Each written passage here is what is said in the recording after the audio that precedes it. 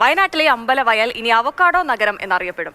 അമ്പലവയലിൽ ആദ്യമായി നടന്ന അവക്കാഡോ ഫെസ്റ്റിൽ കൃഷിമന്ത്രി പി പ്രസാദാണ് പ്രഖ്യാപനം നടത്തിയത്. സംസ്ഥാനത്ത് അവക്കാഡോ ഉൽപാദനത്തിലും വിപണനത്തിലും ഏറ്റവും മുന്നിലുള്ള പ്രദേശമാണ് അമ്പലവയൽ.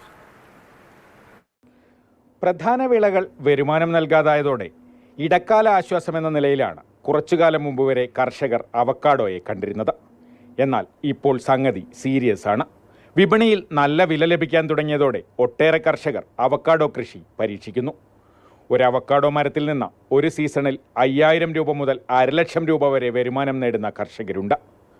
ഈ സാഹചര്യത്തിലാണ് കാർഷിക ഗവേഷണ കേന്ദ്രവും ഹിൽ ഫാർമർ പ്രൊഡ്യൂസർ കമ്പനിയും ചേർന്ന് അമ്പലവയലിൽ അവക്കാഡോ ഫെസ്റ്റ് സംഘടിപ്പിച്ചത്. അമ്പലവയലിനെ അവക്കാഡോ സിറ്റിയായി പ്രഖ്യാപിച്ചിരിക്കുന്ന നമ്മുടെ ബഹുമാനപ്പെട്ട കൃഷിമന്ത്രിയാണ്.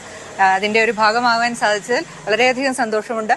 ഇത് തുടർന്നു കൊണ്ടുപോകാൻ ഇനിയും വരും വർഷങ്ങളിൽ ഇതിന്റെ പുതിയ മേഖലകളിലേക്ക് എത്തിച്ചേരാനായിട്ട് എല്ലാ സഹകരണങ്ങളും RRSൽ നിന്നുണ്ടാവുമെന്ന് നമ്മൾ ഉറപ്പു തരികയാണ്. 2 ദിവസത്തെ ഫെസ്റ്റിൽ സംസ്ഥാനത്തിന്റെ വിവിധ ഭാഗങ്ങളിൽ നിന്ന് 500ഓളം കർഷകർ പങ്കെടുത്തു. വിജ്ഞാനപ്രദമായ ധാരാളം അറിവുകൾ കിട്ടി. കാരണം വയനാട്ടിലെ കാപ്പിയും കുരുമുളക് ഇതൊക്കെയാണെങ്കിലും അവക്കാഡോ 20% അവക്കാഡോയ്ക്ക് വലിയ സാധ്യതയുള്ള സ്ഥലമാണ്. പക്ഷേ ഈ സെമിനാർ കൊണ്ട് പല കാര്യങ്ങളും മനസ്സിലാക്കാൻ സാധിച്ചു എന്നുള്ളതാണ്. വിളവെടുപ്പ് സീസണായ ജൂൺ ജൂലൈ മാസങ്ങളിൽ ടൺ കണക്കിന് അവക്കാഡോയാണ് അമ്പലവയലിൽ നിന്ന് കയറ്റിപ്പോകുന്നത്. ചെന്നൈ, മുംബൈ, ഡൽഹി തുടങ്ങിയ നഗരങ്ങളിൽ ഈ പഴത്തിന് നല്ല ഡിമാൻഡുണ്ട്. അവക്കാഡോ നഗരമായി പ്രഖ്യാപിച്ചത് കൃഷിക്കും വിപണനത്തിനും ഗുണകരമാകുമെന്നാണ് പ്രതീക്ഷ. മാതൃഭൂമി ന്യൂസ്, വയനാട്.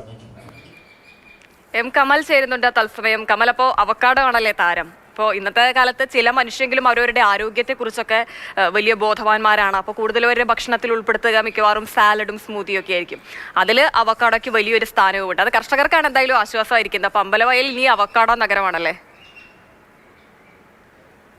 നമ്മൾ ബട്ടർ ഫ്രൂട്ട്, വെണ്ണപ്പഴം എന്നൊക്കെ വിളിക്കുന്ന ഈ അവക്കാഡോ ഈ ആധുനിക കാലത്ത് മാറിയ ഭക്ഷണശീലത്തിൽ ലോകത്തെമ്പാടും എല്ലാവരുടെയും ഡയറ്റിൻ്റെ ഭാഗമായി കൊണ്ടിരിക്കുകയാണ്. കാരണം അത്രയും ഗുണഗണങ്ങളുള്ള ഒരു ഫലമാണ് അല്ലെങ്കിൽ പഴമാണ് ഈ അവക്കാഡോ. അതുകൊണ്ട് തന്നെ ആളുകൾ അത് തിരിച്ചറിഞ്ഞ് ഇപ്പോൾ ധാരാളമായി അവക്കാഡോ ഭക്ഷണത്തിൽ ഉൾപ്പെടുത്തുന്നുണ്ട്. അങ്ങനെ ഈ പഴത്തിന് വലിയ ഡിമാൻഡും വന്നിരിക്കുന്നു.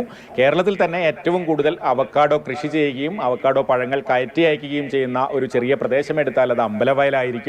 അമ്പലവയലിന് നേരത്തെ തന്നെ ഒരു കാർഷിക പാരമ്പര്യമുണ്ട്. വർഷങ്ങളായി കാർഷിക സർവകലാശാലയുടെ പ്രാദേശിക കാർഷിക ഗവേഷണ കേന്ദ്രം RRS അവിടെ പ്രവർത്തിക്കുന്നു.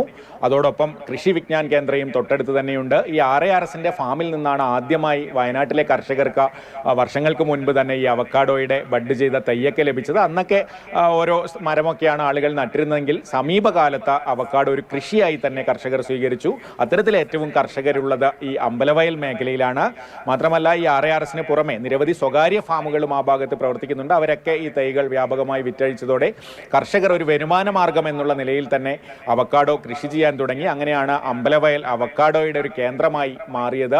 ധാരാളം വ്യാപാരികൾ ഇത് കയറ്റുമതി ചെയ്യാനുള്ള സാധ്യതയും കണ്ടു തുടങ്ങി. ഇപ്പോൾ നല്ല വരുമാനം കർഷകർക്ക് സീസണിൽ അവക്കാഡോ നൽകുന്നുണ്ട്. അങ്ങനെ ഒരു സാഹചര്യത്തിലാണ് ഈ കാർഷിക ഗവേഷണ കേന്ദ്രവും അതുപോലെ കർഷകരുടെ സംഘടനയും അവക്കാഡോ കർഷകരുടെ സംഘടനയും ഒക്കെ ചേർന്ന് ഒരു അവക്കാഡോ ഫെസ്റ്റ് തന്നെ അമ്പലവയലിൽ നടത്തി. അമ്പലവയൽ എന്തായാലും ഇനി അവക്കാഡോ നഗരമാവുകയാണ്. കർഷകരെ സംബന്ധിച്ചിടത്തോളം വലിയ സന്തോഷമുള്ള ഒരു വാർത്ത.